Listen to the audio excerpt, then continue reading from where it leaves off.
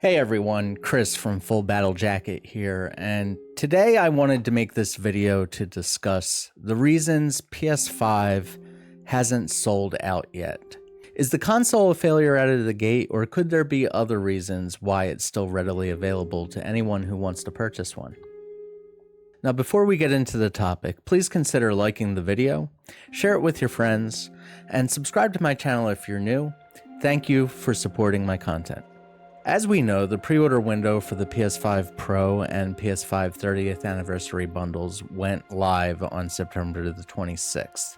While many PlayStation fans were disappointed with how Sony and other retailers handled the pre-order process, I was lucky enough to snag one of those awesome 30th anniversary bundles for myself, which I'll be unboxing right here on this very channel. Keep your eyes peeled for that as soon as the product is shipped. While everything seemed to sell out and it appeared to be a scalper's field day, Sony was able to make additional units of the standard PS5 Pro available very quickly.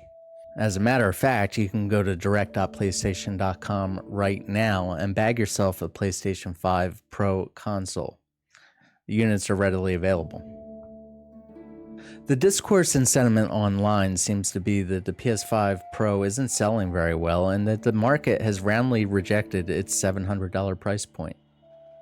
And while $700 is a lot of money to the average consumer, it's been criticized by armchair analysts as being overpriced tech with little to offer in terms of value versus building a comparable PC alternative. And while every use case is unique to each consumer, I would argue that the PS5 Pro, with its enhanced GPU, ray tracing capabilities, and AI upscaling, provides a value package that can't be challenged by a PC at that same $700 price point. If you disagree with me on any of these points, I want to hear about it. Drop a note in the comments section below, and we'll discuss it there. Which brings me to this article by Paul Tassi at Forbes. The headline, "Why It Doesn't Matter That the PS5 Pro Isn't Sold Out." I'll read the article and then we'll discuss. In the article it reads, "We are veering back into console wars territory today with a new line item that I'd argue probably does not have much significance.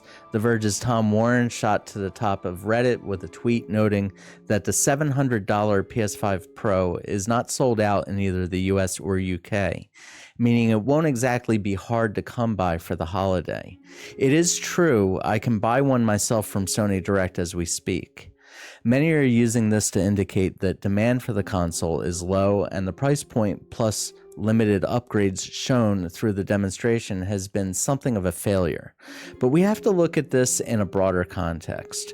And he goes on to list some points. I'm going to add here that I don't always agree with everything the author Paul Tassi has to say, but I think in this particular article he's more or less hit the mark, at least in terms of where I stand on the matter. Paul continues, "First, the reason that the original PS5s were so hard to come by was the massive disruption of the supply chain in the pandemic era, and that is no longer happening here.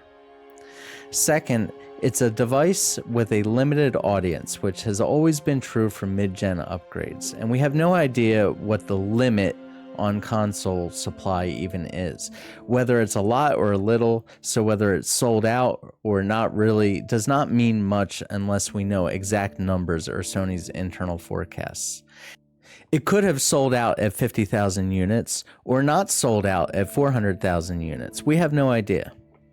Finally, he writes, "Unless I'm mistaken, I cannot remember there being a period where last generation's PS4 Pro was actually sold out, and that console was not considered some sort of a failure." So these are some interesting points that Paul was listed. I'm going to take them one at a time. The first being that the massive disruption in the supply chain had a lot to do with the initial PS5 launch models. I was lucky enough to get a PS5 launch model. I got one through some kind of an invitation that I received in my email. So I had speculated in a previous video that I thought maybe those invitations went out to quote unquote like power users of the console, since I'm a very heavy user, spend a lot of money in the ecosystem every year. I did not have any trouble at all acquiring a launch console. And needless to say, the chip shortages that were experienced during the pandemic had a wide-ranging effect on all of the console manufacturers, not just Sony, as well as the availability of other PC components. Now, obviously, on Paul's second point, the product, of course, being for a limited audience and being a mid-gen upgrade that's pricier than the base model is certainly a valid point. We have to remember, this is bleeding edge tech. This is a product for videophiles. This is a product for enthusiasts. This is not a product that is designed or marketed toward the casual user.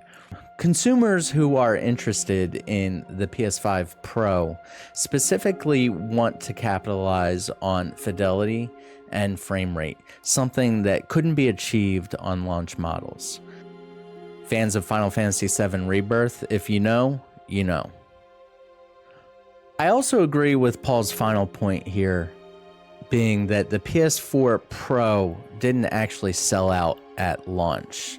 I can honestly say when the PS4 Pro launched, I was a bit confused. I didn't think there was a need for the product at the time. And I did end up buying it. And as a matter of fact, the reason that I did buy it was the house I was living in at the time was struck by lightning.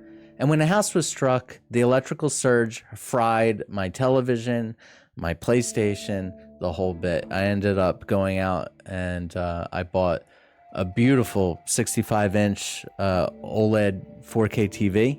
And since I had the television upgrade, it only made sense to make the jump on the PS4 Pro. I wasn't disappointed.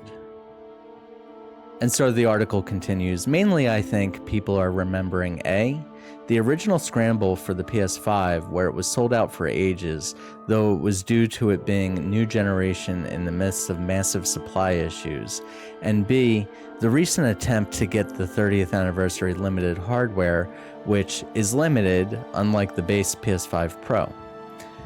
I don't know how PS5 Pro will perform in the end. That price is high, especially in many regions, a huge leap from the current consoles. And it has had at least some trouble showing off especially impressive cases of the system upgrading games. Sometimes, sure, but it's a bit of a tough sell. Still, we do not know Sony's expectations about sales or attach rate or anything like that. The best estimates are that the total PS4 sales for that generation included 12% being pros, so we're not talking about half of current console owners upgrading or anything. And some analysts are forecasting that it might end up being the same proportion as PS4 Pro anyway. He closes the article by saying, "I'm still making up my mind on whether to get one or not. I think a lot of it does in fact depend on what, if any, upgrades the thing will have for GTA 6 when that finally arrives. I simply play almost every single title I can on PC these days, so that leaves exclusives, and there are not that many on PS5 I care to play at the moment, though that may change in the future. I've never found my current system lacking, however, and that $700 feels like it could be devoted to more relevant things." And so here's where I stand on the matter. I am an enthusiast gamer. I'm not a casual player. I play my system all the time. I spend a lot of money in the ecosystem, and we're already seeing some games this generation that are taxing the current hardware. I expect that we'll continue to see, for base models anyhow, the option to choose between fidelity mode and performance mode. And for some, that's adequate. But for someone like me who values both fidelity and frame rate, it's worth it for me to spend the $700 to make the upgrade. A couple weeks back, I was listening to an episode of Sacred Symbols, and that's for those who don't know, that is a PlayStation-centric podcast by Last Stand Media, and the host of that show, Colin Moriarty, I believe, put it best when he was describing his reason for wanting to buy the system. You know, he kind of closed out with he kind of closed out with the opinion that, you know, consumers should vote with their wallet. If they're unhappy with the price of the console, you know, they should vote with their wallet, but don't vote with his. And I thought that that was a pretty powerful point. And with that, I'm going to wrap this one up. Guys, sound off down in the comments. Let me know, is the PS5 Pro worth it to you? Am I just a filthy, dirty pony for wanting to jump into the PS5 Pro all in, especially with this very expensive 30th anniversary bundle? Sound off down below. Subscribe if you're new, and I'll see you guys in the next video. Later.